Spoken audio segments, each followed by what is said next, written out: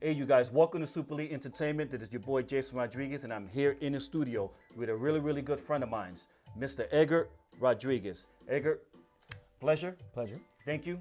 It's an honor to be able to have you into the studio tonight. Listen, man, first of all, I'm excited. The reason why I'm excited, man, is because, you know, you're a really good friend of mine. We've known each other for many, many years, and you are a pillar in the community. Thank you. You know, with that said, you know, everyone knows you, and you know you have a great reputation in the community because of the level of service that you provide and your level of expertise. So, you know, with that said, I'm just going to jump right into it. Okay. I mean, we had some technical difficulties a couple of minutes ago. People that are watching couldn't hear, and I apologize for that. You know, we're getting it together. This is like our second episode of our new show, and it takes time. It takes time. I'm a one-man team. I'm really under controls, and I'm controlling everything myself while I'm conducting an interview. But little by little, we're going to get it together. All right? Absolutely. All right. So with that said, we're going to jump right into it. Okay. All right? I want to talk about a couple of things which are really important. You know, death. A lot of people don't like to talk about the reality of death. Everyone experiences it, whether it's you yourself as an individual, because that's our destiny, or whether it's a family member who eventually at some point will pass away. Right. But when we think about the subject of death, no one really wants to touch on it or discuss it, but it's a really important subject. Absolutely. That's why I invited you into the studio. Awesome. All right, my first question, how the heck did you get involved in the funeral industry? I mean, no one wakes up in the morning, you know, as a child and say, you know what, I want to be a funeral director and I want to deal with dead bodies. You know, how did you get to the point where you wanted to do what you are currently doing right now? Well, actually, you're right. It wasn't anything I decided to do since I was a little child.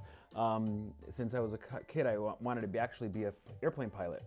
And I realized the older I got, the more unacceptable that reality may be due to the fear factor that grows into our, shall we say, maturity levels. So needless to say, I've always been the type of guy that really likes to be there for families, for people actually with their worst times in their lives. And truthfully, and when I was a child, I remember this lady had a car accident, my mother's friend, and I always tried to embrace the lady. I always tried to help the lady kind of deal with her loss. And it was just a car back then. But one day I was working at Bridgeport Hospital. I remember caring for patients, and I really cared for the patients that I was caring for, taking care of. I used to transport them around the hospital. And one day, one of the patients that I had to deal with passed away, and I brought him down to the morgue.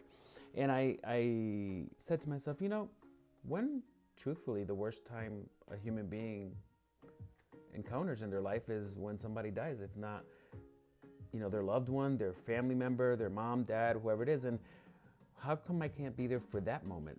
And so that's how it just dawned on me, what can I do? And I came home one day, and I think my mom was a little desperate. I think she was a little anxious. I was 18 years old at the time. I had been working, and she really wanted me to get a career started, and I just mentioned it to Mom.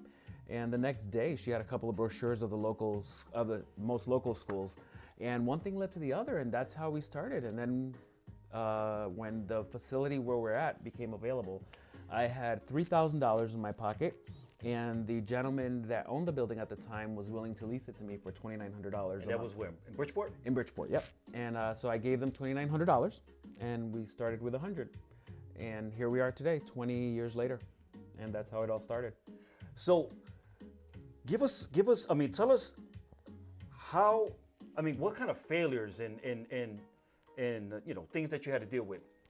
You know, one of the things I really had to deal with is understanding that there is a fine line between the financial part and the caring part. And that's probably the biggest problem I encounter all the time. I really despise the business side of it, but yet I understand that there is a business side to it. And yes, the bills need to be paid, and yes, the light bill needs to be paid, and yes, the staff needs to be paid. But ultimately, what the most difficult part about it is trying to help others understand that it's really a difficult position to be in, that I have to charge, but I care more about you. I care more about your family. I care more about how your loved one looks, and you know, their hair, their cosmetics, their outfit, how it's tailored, how it's fitting, and that's what I care about more than anything else. And yeah, there's a business aspect of it, but it really just doesn't So entertain me. So eventually, when you did find yourself having a desire to pursue mortuary science, I believe you went to Bible College Yes. in Connecticut. Yep. At that point, after you graduated college, I mean, I'm sure that it wasn't easy for you to accomplish what it is, to do what you wanted to do to get to the point where you are. Right. I mean, what are some of the downsides to, your business? Well, one of the biggest downsides is a lot of these businesses of the funeral business is actually most of the time they're inherited. They're moved on from family member to family member, from generation to generation. So the biggest problem is trying to get into an industry that is extremely tight, and they really don't like a lot of outsiders to come in. They a lot of times want to keep the same people of the families that have been from generation to generation coming in. So to be able to come in, it becomes very difficult for some people to understand that. So they don't like to open the doors very much. Although this industry is evolving, the industry is evolving considerably, and the doors are opening much greater. Whereas, for example, women many times were not even considered to be part of the funeral business. But yet lately, for example, at our firm, we have a young lady whose name is Colette, and she's a licensed funeral director, and she does awesomely. So, women have been embracing the business, and you see more women in the business than before. So it is an evolving business, and those that do not want outsiders to come in either open the doors or they succumb to the pressures of not being able to adjust to the outcome, to the usual changes in the industry. I mean, I've been to your facility, which is really, really beautiful. Thank you. You have renovated your whole entire establishment. I mean, inside and out, your place looks immaculate. It's beautiful, Thank you. beautiful, Thank you. warming environment. How important is your treatment towards the clients that you serve and towards, the family members? I mean, how warming and inviting is your facility? Well, one of the things I don't want people to feel when they come in, it's not a business, and that's what I don't want people to feel. I don't want them to feel that it's a funeral home. I want them to feel that it's a place where they can come freely, talk to us. And if you notice, like for example, today, the older generation of funeral directors tend to believe that we have to wear a suit as funeral directors all the time. And that's one of the things that I've gotten out of, because I also feel that suits tend to become a barrier between how you feel comfortable to express yourself to me, and vice versa, because we should be having conversations versus a dictatorship or me telling you what's happening. Yet we're working together to make this service memorable and working together to develop it to how you want it to be. So that's one of the things that we don't like at the funeral home. We don't like you there, we're here. We're here together. We're here to make this happen. And if we work together, it comes out so much better than when somebody feels a barrier between us and them. And so that's how we embrace the culture of knowing what you're feeling, knowing what you want, making sure what you want takes place. One of the things I respect about you is that you're an individual that wears a lot of hats. And when I say that, I mean you are a funeral home director. At the same time, you are like a minister, you're a counselor, it's like you're a pastor. I mean, there's a variety of different hats you have to wear in order to engage in the type of business, well, I don't want to say business, but the type of establishment that you run. Right. How hard is it to wear so many different hats? Sometimes it can become a little overwhelming, only because sometimes some do not understand I have to switch from one hat to the next. And at times, I don't mind being the minister, and I don't mind, bringing a little peace to someone's heart. And listen, most of the time I tell my families, listen, if I can bring a little peace to your heart, if I can make this burden easier for you, then my job is done, because ultimately that's all I care about. I tell my families all the time, I understand that your loved one passed away, but I need you to understand, what would your loved one want? What would your loved one want you to do?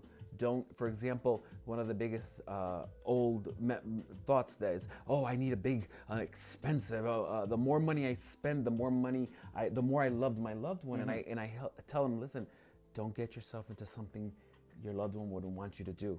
Don't get yourself deep into debt. Do what you can. No way is the wrong way. And so, again, I work towards making sure that at the end of it all, they can look back and say, you know what, he really looked out for me. He really made me realize certain things that I didn't realize before. And if I did that, then my job is done. Excellent. So we're going to take a break. Okay. But when we come back, I want you to ponder on this question. And my question is, being a Latino in a richly populated Latino community, which in the city of Bridgeport, how meaningful or important is that for your establishment? When we come back, I want you to answer that question. Great. Excellent. Oh, and he lands the upper. In the eyes of judges, incidentally. Traveling out with a left hook here. Edgar. Capitol Heights, Maryland. Very compactly. New York only one time. The last round. And he just left. Roll them up to bring ice on the night.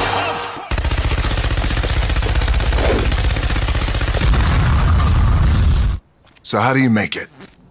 How do you overcome the odds? There's Natasha's way. Be shy, focus on yourself, till they focus on you. Or Juana's way. Why be one champ when I want to be two? Be like Yusra. Let nothing Syrian refugee pulls boat to safety. destroy your dreams. Screw fate. Or maybe you beat doubt one step at a time, like Johnny. Come on down a little further. What about Zoe? Never satisfied. Not with trophies or stunts. Then there's Dennis. Work with what you got to get what you don't.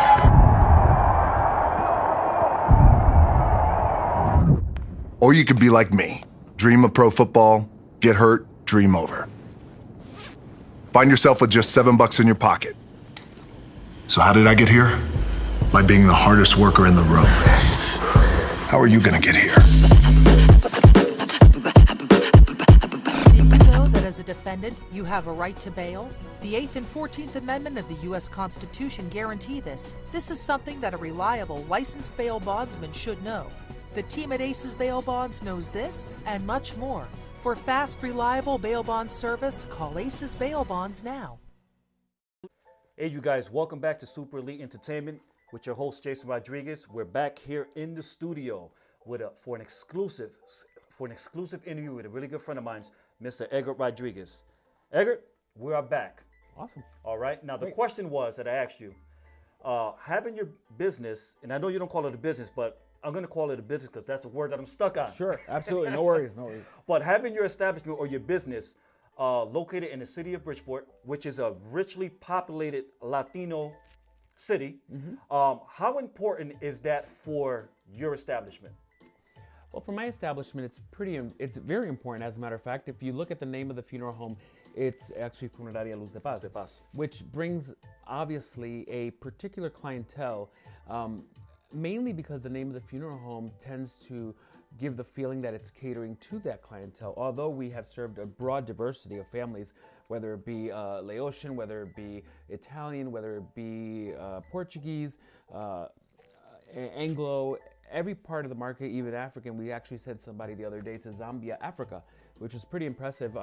We were actually really excited because to know that we were sending somebody to the other side, half the other side of the world. It was great to actually experience that. But needless to say, the Hispanic community in the city of Bridgeport, as we know, it's a very huge population in the city of Bridgeport, and it's key to my business because yes, it is the business, but at the same time, I wanted to make sure that we understood that there's no need for us to settle for less.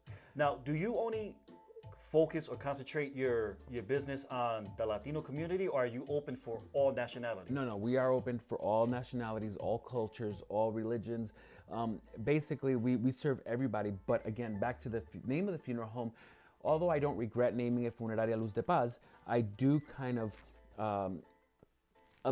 wish I would have chosen another name that would have been a little bit more globally accepted, only because again, the name tends to give that feeling of a Spanish funeral home when really it's for everybody. Although the Hispanic community has embraced it, and that's what we do with everybody. So let's talk about your facility, because like I indicated earlier, your facility is really, really warming. It's a beautiful, beautiful environment, even though it's a funeral home and some people get creepy and scared when they go into our environment. But your place feels like you're at home. Right. And let's talk about your embalming room though. I've been down into your embalming room. I mean, you have like the top-rated, state-of-the-art embalming room. I mean, you have. It's like walking into your embalming room is like walking into Sephora. You have beautiful makeup, all kind of cosmetic things that you use. I mean, even though you're dealing with the dead, even the dead gets the very best from Edgar Rodriguez. Why is that? Oh yeah. I've never been embraced cosmetics that are sold in the funeral industry for many reasons. Because I tend to believe that a lot of those cosmetics don't give a end result that I find it appealing. I believe that there's a particular way of applying cosmetics which I have embraced that gives me the opportunity to use a broad diversity of cosmetics. But in my embalming room, which we call it prep room also, because sometimes the word embalming is a little bit intimidating for some, but our prep room is basically designed that it's user-friendly for an embalmer, for a funeral director to prepare not only in the embalming process, but also in the dressing and the cosmetology. Ultimately, it is the room where we prepare everybody, but it is the room that I'm the most detailed and OCD about. I've been there, so I've seen it. Yeah, I have a big problem, and that problem is that I don't like messes. If you look at my wall where all my cosmetics are, everything's lined up, all the cosmetics, all the OCD. It has to be clean. It has to be organized. Our prep room is actually washed. Every time we do an embalming, we clean it. We make sure the floor is clean, the counters are clean. There's no such thing as disorganization, only because, as I tell my staff, if God forbid your mom passed away, would you launch her into this room? And if the answer is no, then nobody should be in this room. And that's the motto by which I live by. I would never give anybody nothing or anything at all that I would not consider for my own family. Since we're on the subject of embalming, I want you to explain to the viewers the difference between having your family member embalmed and the difference of cremation.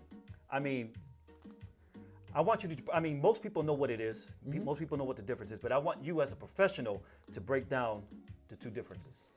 Well, embalming is actually the preparation of a body. It has three purposes: preservation, disinfection, and restoration. And the key factor is, if a person's going to be viewed, you need to understand embalming is not required by law. It is actually a requirement for viewing by a funeral home that is going to be performing a public viewing. Why? Because there are many reasons why a person passes away, and some situations are extremely delicate. There's just one of the reasons is in our intestines we have some bacteria that is under control as we're alive, but as we pass away, that bacteria takes control, and basically it is something that is dangerous for those that are alive to be exposed to. Yes, our bodies will fight it, but it doesn't mean that it won't lead to an infection. It may not lead to some other health conditions that many people struggle with on a daily basis. So embalming basically holds the preservation part of it, also the disinfection part of it, but the restoration is the key, because a lot of times, the last time they saw them, they looked very ill. They looked very emaciated. They looked very worn down. Depending on the illness, sometimes they look so down that that's not the last thing that you want them to remember. And if the restoration part is done right, and if the disinfection part is done right, every part of it is important. And when it's done correctly, it brings nothing but peace to the family when they see their loved one. Because when you hear, oh my God, look at how peaceful they look, how great they look, that is my kicker. That's the reason I'm in the business. And that's for that reason. If I can bring that peace of mind, it's worth it all. Okay. With that said, I want you to get ready for our next question. Okay. But we're going to take another break. Okay. But the question is, and I want you to ponder on this, which types of deaths are more prevalent in our community? All right. And we'll get back to that question momentarily when we come back. Okay, great. Excellent. Oh, and he lands the up in the eyes of judges, incidentally. Traveling out with a left hook here, and down. Capitol Heights, Maryland, very compactly. New York only one time. That last round, and he just Hopkins left. Rolled him up to bring ice all night. All right, and we're back. Super Elite Entertainment here for our exclusive interview with Mr. Edgar Rodriguez. Edgar. Yes. the question I left you with before we went to the commercial break was, what types of deaths are more prevalent in our community? There's a lot of people who, pass away because they're busy texting. There's a lot of people passing away from fentanyl use. Mm-hmm. There's a lot of people, they die from they're old, basically. Right, So, I mean, what death is more prevalent that you have dealt with in your career? I've seen a humongous growth in heart failure, cancer are probably the two biggest reasons for death, and needless to say, and I say this with the highest level of caution, especially when people get diagnosed, recently diagnosed. One of the things, especially with cancer, it's not a death wish. There's so much new technology. There's so much new treatment. And even with heart disease, there's so much things out there that it's not like before, where people used to, with a heart condition, consider themselves deceased in 6-7 months. Now there's so many more things, and although I experience it a lot, there's still a huge number of deaths attributed to cancer. But I say that not because I want to make sure that nobody gets scared, that just because if they've just been recently diagnosed. I'm always concerned about those that are listening, because you never know. I don't want them to feel like, oh, he sees everybody, that's me. No, it's not you. You're going to be okay. Have faith and trust, because, you never know what can happen. I was trying to stick to my outline with my questions, but I'm going to get away from that right now. We're just gonna freelance in a sense. Okay. And I just have to ask this question. I mean, I know you don't live in your building anymore, in your establishment. I know you don't live there, but I know you used to live there. Yeah.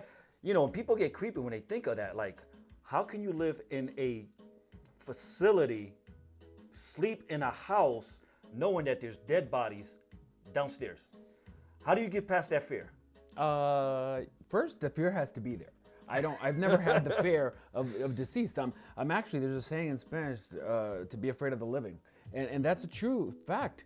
I mean, I've never ever experienced anything absurd, anything that I should ever be concerned about, anything, there's, especially in our Spanish culture, there's a lot of things that they say happens, and people comment, oh, when I used to work such a place, this happened to me. In my almost 25 years I've been in this industry, nobody has ever stood up. Nobody has ever done anything out of the norm that I've had to run in the other direction. It's funny you say that, because that was the question I was going to ask you next. Like when you're embalming, I mean, I hear little rumors and reports of people saying that the body jumps, or the body may fart, the eyes may pop open. I mean, is that real? I've never experienced anybody's eyes opening. I've never experienced anybody jumping. Flatulence is something that is normal in the human body, only because there are gases that build up, again, back to where I was saying about the embalming, about the bacteria that's building up in the abdomen. So that's normal, but you turn on a fan, get over it, move on. But otherwise, other than that, I mean, there's really nothing that I don't understand. Actually, I do understand. And it's Hollywood, we're so watching so many movies that it makes us fearful of anything, any little noise, especially in a building where people have been watched and viewed. My building, for example, has been a funeral home since 1907. Yeah, you're right. Do you know how many people? What was the original name of It used to be Abriola. Abriola's, okay. And they moved to Trumbull. It's Abriola Parkview Funeral Home. And they again, since 1907, it was a funeral home. So how many people have actually been viewed there? So if it's anything, I should be probably afraid, but I'm not my forte. You know what? My other question is, how important is your business to you? I mean, because I remember when you first started off, up to where you are now, you have invested your life into this establishment, and you have invested a lot of money into beautifying your establishment. I mean, how important is your business to you and to the community?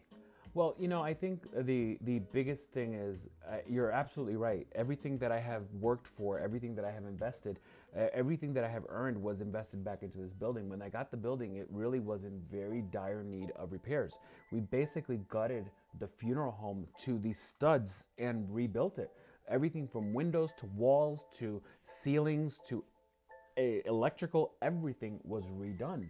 And what's pretty crazy about it is that we were doing it while we were in business.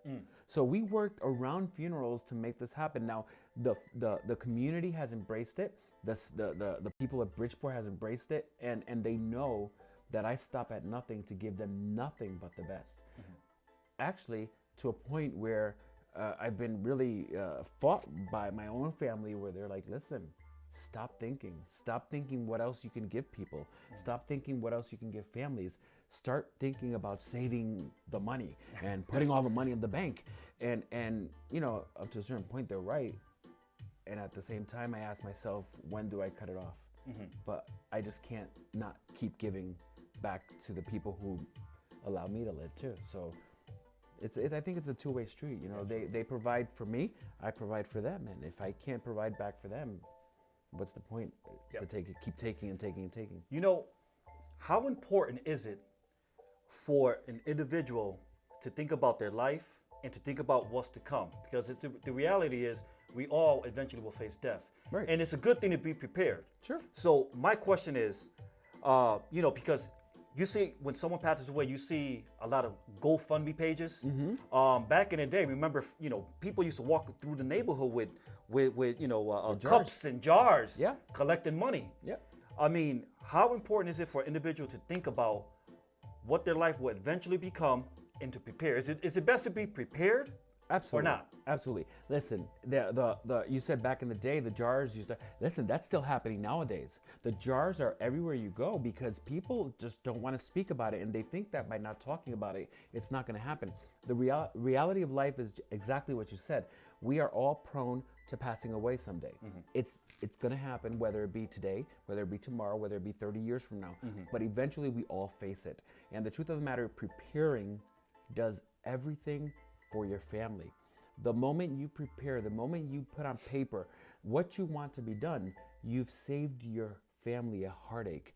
And when it comes, the amount of families that I have dealt with, when a loved one has prepared their own services, they're relieved because they have no decisions to make. We're going to do everything like they want it to be made. And so families feel so at ease. Then again, the other edge of that sword is, there's families who want to kind of enhance what they've already prepared, and that's also fine. But there's nothing wrong with preparing. Just because you prepare does not mean that you're gonna die. I have persons that have prepared that supposedly were given 2 months, 3 months to live. 5 years later, they drive by the funeral home and honk their horn, and I ask them, weren't you headed somewhere? And you know, ultimately they're still alive. So it has nothing to do with preparing, and yet preparing only basically secures peace of mind for your loved ones. What kind of services or programs or assistance your funeral home offers to individuals that are in need? Because not everyone has money. Right. Funerals are very expensive. Absolutely. And not everyone has money. Sometimes you'll see someone have to settle for the cheapest casket. It looks like they put it together with a couple of slabs of plywood in the backyard of a house somewhere. I mean, what kind of services or assistance do you guys provide, or information for your clients? You know, truthfully, what's pretty amazing about this all is that a funeral home has the stigma very similar to a hospital, that you walk in and basically the funeral home is supposed to take care of you. But unlike hospitals and unlike a lot of these public entities, funeral homes are not subsidized by any government entity. There's no reductions or any assistance to funeral homes to provide services for anybody at no charge. So that really puts a really hard situation for us. And we encounter some families, such as I did the other day, of a loved one who basically had nobody but her and her husband, had no children, had no other family members, had no family, nothing. And so this lovely lady was encountered with having to dispose of her husband's human remains, and basically she had to do certain things, and she was caught between a rock and a hard place. And sometimes I'm able to help a little bit more, sometimes, but I do that out of the goodness of my heart, but only because that's just the way I am. But ultimately, my hands are tied because I can't call United Illuminating and say, listen, I gave such and such a family no charge for this, and I did it for that family and no charge. Can you give me my light bill for free this month? And that doesn't happen. Yep. You know, and as much as it hurts me, I still have to charge them because when I take the body, for example, to the crematory, whether they have family, whether they don't have family, whether they have money or they not, I need to bring that body with a check to the crematory, and I need to bring a body to the cemetery with a check. Absolutely. So that's one of the things that's very difficult. But the state of Connecticut has a program by which they may, and the key word here is may, because may contribute a maximum of $1,200 towards the funeral expenses of someone. Now, what happens is, in order for the state to give $1,200, they literally require the funeral expenses not to exceed $4,600. The family can contribute $34 maximum, $100, and the state $1,200, which means it kind of corners the family to have to do a particular type of service in order to receive that benefit. And then you switch over to, that's basically a cremation service. A cremation with a viewing can be held under those guidelines, but no longer any burials, because cemetery expenses alone exceed the part that the family can contribute. It's the least expensive cemetery in the expense of the cemetery is already $3,200 almost. Wow. And that basically eliminates the possibility of doing anything under state guidelines for a burial. So that being said, it does unfortunately require a family to either find the funds for a burial or be required to do a cremation. And that is unfortunately what happens. So now I'm going to keep it real with you. I mean, because, we're from the hood. I'm from the hood. Yeah. Born and raised. Yep. You ever been ripped off? Listen, it's happened to every business owner. In the first year of business alone, I lost over $20,000. Wow. And actually, I take that back. In the first 6 months of business was over $20,000. And the reason is because I thought the world is a wonderful place and I wanted to just serve everybody. And don't worry, you can take care of it later. And unfortunately, it was an inappropriate way of functioning until we realized what way to do things. And I wasn't born a business owner. I wasn't born into the business. So I realized that I had to conduct business. Business is business. Pleasure is pleasure.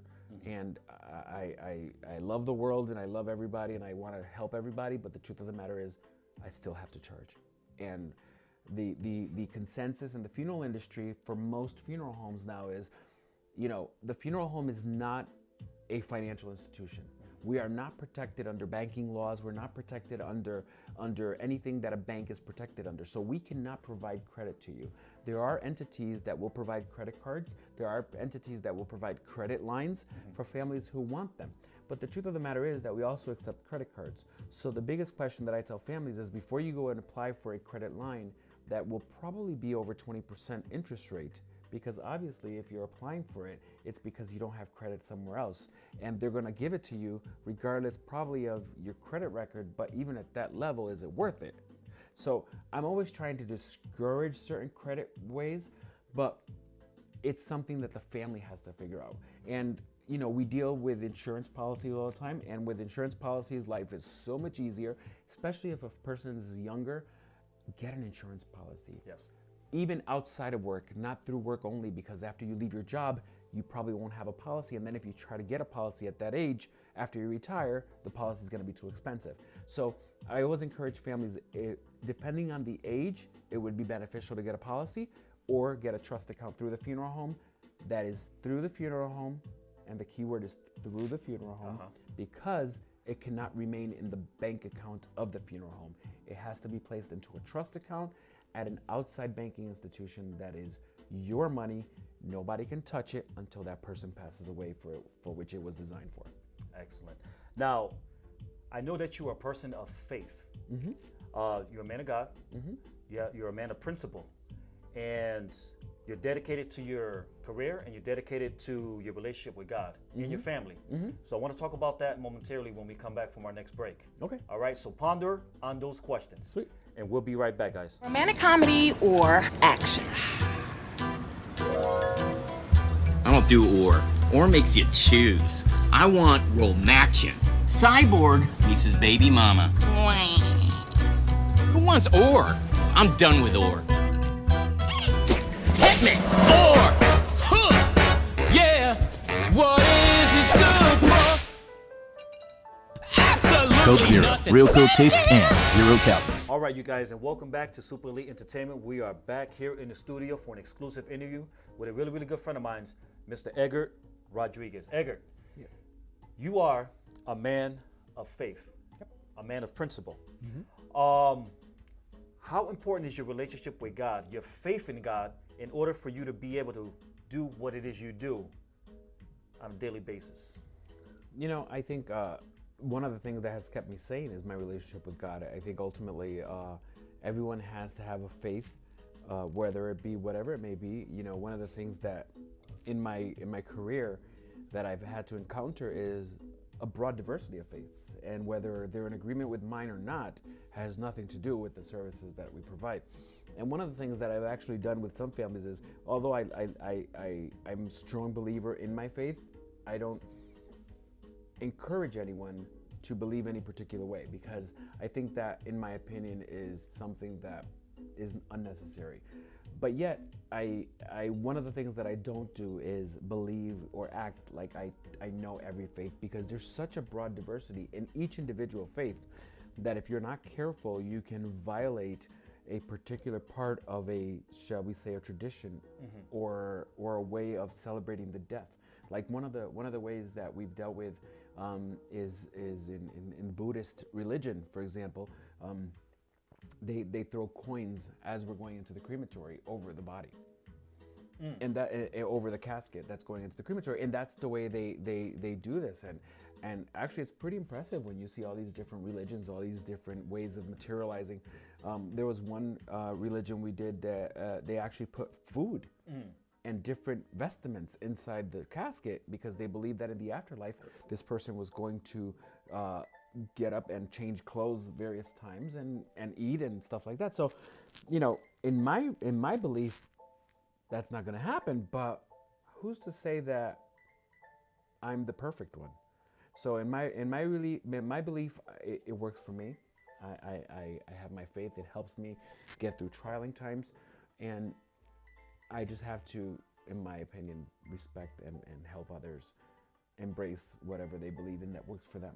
So whether you're a Christian, a Muslim, Jehovah's Witness, even Jewish, whatever religion you're a part of, you are there to still tend to. Oh yeah, and we have worked through most of these religions. And when I do not know a religion, or I don't know how to celebrate the death of the deceased in that religion, and I know, for example, a particular funeral home has practiced that particular religious, shall we say, protocol, I have told them, listen, I have not had the ability to learn that religion. I am the first one to tell families, because one of the things I tell my staff, to give bad service, don't give any service, because it's better to tell a family where to go, where they will be served the way they should be served, especially when it comes to religious things, because religion takes a very strong hold when it comes to death. Depending on the religion, it guarantees eternal life. And that's what everybody wants for their loved ones who pass away. They want the best for them. So if you screw up just because you don't know, or you haven't been able to learn, or it's not a time to learn. Don't screw up somebody's funeral learning because you want to learn, and then the next one do it right. Yeah. There's only one chance to do this. And at a funeral, you only have one chance to do it right. And if you screw up that one chance, you don't get it back. How hard it was for you to gain the trust of the community? Because honestly, everyone knows Funeraria Luz de Paz. Everyone knows who Edgar Rodriguez is. It wasn't that way all along. No. So how hard was it for you to gain the trust of the community? Because when someone passes away, the first thing I hear, go see Edgar, go see Edgar. Yeah. I mean, Yeah. that's honorable. Yeah, it really, in the beginning, I have to say, Luz de Paz was actually not the norm. It did not grow like a normal funeral home. It did not materialize like a normal funeral home. It actually, it's considered by some that have known the funeral home somewhat like a miracle funeral home, because to start a funeral home, it takes hundreds of thousands of dollars to make this happen, to open a funeral home. And the way it happened for us was so pretty miraculous that ultimately, people see it as such that. So I basically just have nothing but praises. God put His grace upon us. I firmly believe that. And when people come, they feel comfortable, and people tell the next person, and then the person next to tell the next person. As you said, go see Edgar. And there's only one Edgar, and sometimes it gets a little difficult because I really wish I can see everybody. But ultimately, when somebody calls and if they want to talk to Edgar, they'll find Edgar. But whether it be myself or Colette, it's only a particular way of taking care of families. And if it's not that way, we don't take care of them because it's not right for them. Well, Edgar, we're about to wrap it up. Awesome. In closing, how can the viewers that are watching find you? Well, they can call us at 203-330-8081. And they can also reach out to us through our webpage at www.luzdepaz.com.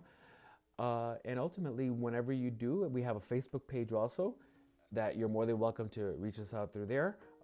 If it's urgent, don't rely on those means. Always call us. Because if it's urgent, we want to make sure you're taken care of immediately. We're actually available 24 hours a day. We don't sleep. Well, actually, I do sleep. Actually, I don't think you sleep. Because I remember... Yeah, but my eyes have gotten much better. Yeah, the circles have gotten much better. I mean, you're constantly going to the airport. Yep. You're constantly up in Farmington. Yep. Picking up bodies. Yep. Sometimes you have to do a removal out of a home. Yeah. I mean, so man, you wear a lot of hats. Yeah, I actually thought I was being punked one night. One night I remember I went and picked up somebody at a house. I got back to the house and I literally put my head on the pillow and the phone rang. And I'm like, hello? And they're like, well, are you kidding me? And then I went out, picked up that person, came back, and literally it happened again. And I literally said, no, I'm seriously this has got to be a trap or something. So, and that's the way it happened, 3 in one night. And so it does happen, but listen, I love what I do. And when you do it because you love it, it's not a job. That's right. You just do it. That's right. Well, Edgar, it's been an honor and a privilege to be able to have you come into my studio. Honor's mine. For my second episode Awesome. on my new show. Thank you. Broadcasting live here on Facebook, Super Elite Entertainment. I also do Super Elite Boxing, which everyone knows about. Yeah. But this is a new venture for me. So I think it's going well so far. What do you think? Great. It looks great. This looks amazing. Really, very awesome. Excellent. Well, thank you, Edgar. Thank you for having me. Thank you. And I thank all of you guys for watching. God bless and have a good night.